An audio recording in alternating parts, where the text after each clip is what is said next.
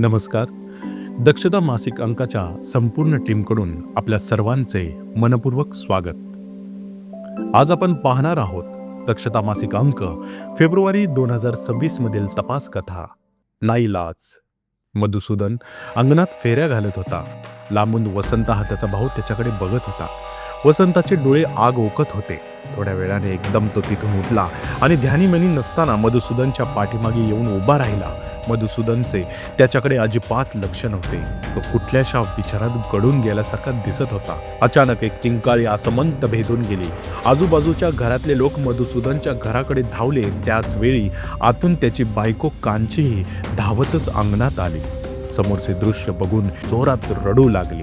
रक्ताच्या थारोळ्यात पडलेल्या मधुसूदनला उठवण्याचा कांची प्रयत्न करू लागली. ते बघून शेजाऱ्यांमधील काही लोक पुढे आले व त्यांनी मधुसूदनला तातडीने एकाच्या वाहनातून रुग्णालयात नेले. कांचीही त्यांच्यासोबत गेली. अन्य काही जणांनी कारंजा पोलीस ठाण्यात फोन केला व घडलेला प्रकार पोलिसांना सांगितला. काही वेळातच पोलीस घटनास्थळी दाखल झाले. साहेबांनी त्यांच्याबरोबर आलेल्या लोकांना आवश्यक त्या सूचना केल्या. पोलिसांनी घटनास्थळ संरक्षित केले. घटनास्थळाचे चित्रीकरण करण्यात आले. तोपर्यंत साहेबांना मधुसूदनला कारंजा येथील जिल्हा रुग्णालयात नेले असल्याचे समजले. मात्र पोलीस तिथे पोहोचेपर्यंत मधुसूदनला तपासून मृत घोषित करण्यात आले. पोलिसांना ही बातमी रुग्णालयाच्या आवारातच समजली. साहेबांनी त्याचा मृतदेह शवविच्छेदनासाठी पाठवला. पोलिसांनी मधुसूदनच्या खुनाच्या गुन्ह्याची नोंद केली. कांची आणि इतरांसह पोलीस परत एकदा घटनास्थळाच्या दिशेने निघाले. पोलिसांनी कांचीशी बोलण्याचा प्रयत्न केला. त्यावेळी हे कृत्य मैताचा सावत्र भाऊ वसंताने केल्याचे पोलिसांना समजले. त्यांनी घटनास्थळाचा 2 पंचासमक्ष पंचनामा केला. घटनास्थळावरून रक्ताचे नमुने, रक्तमिश्रित माती तसेच अन्य महत्त्वाच्या गोष्टी पोलिसांनी संकलित केल्या. आरोपीचा शोध घेण्याच्या दिशेने पोलिसांनी हालचाल सुरू केल्या. त्यावेळी वसंता शेतात लपलेला असल्याचे पोलिसांना समजले. पोलीस जवळ येताच त्याने तिथून पळण्याचा प्रयत्न केला, पण तपास पथकाने त्याला पकडले. तुला काय वाटलं? तू सुटशील आणि ते पण आम्हाला फसवून? चल मुकाट्याने आमच्या बरोबर. साहेब त्याच्या दंडाला घट्ट धरून ओढत घेऊन गेले. काही वेळातच ताफा कारंजा पोलीस ठाण्याच्या आवारात आला. साहेबांनी शायरीत या सगळ्याची नोंद केली. आता सांग, का मारलं तुझ्या भावाला? पोलिसांच्या या प्रश्नावर वसंताने मान वर करून बघितले.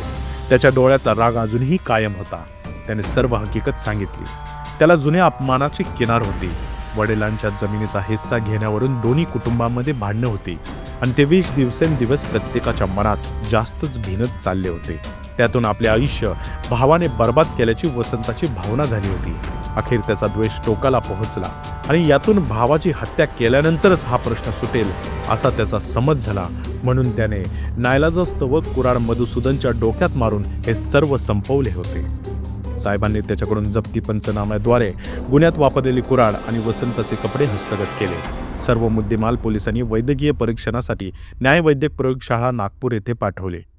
तसेच मृत व्यक्तीला झालेल्या जखमा या जप्त केलेल्या हत्यारामुळे होऊ शकतात का याबाबत वैद्यकीय तज्ज्ञांचे मत घेतले. पोलिसांनी वसंत विरोधात माननीय न्यायालयात दोषारोपपत्र सादर केले.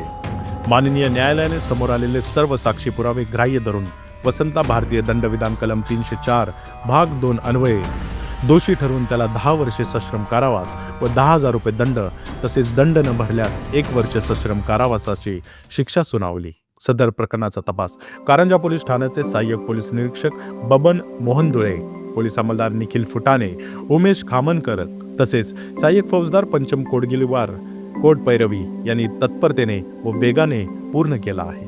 अशाच तपास कथा ऐकण्यासाठी आमच्या या चॅनेलला सबस्क्राईब करा. सतर्क रहा, सुरक्षित रहा.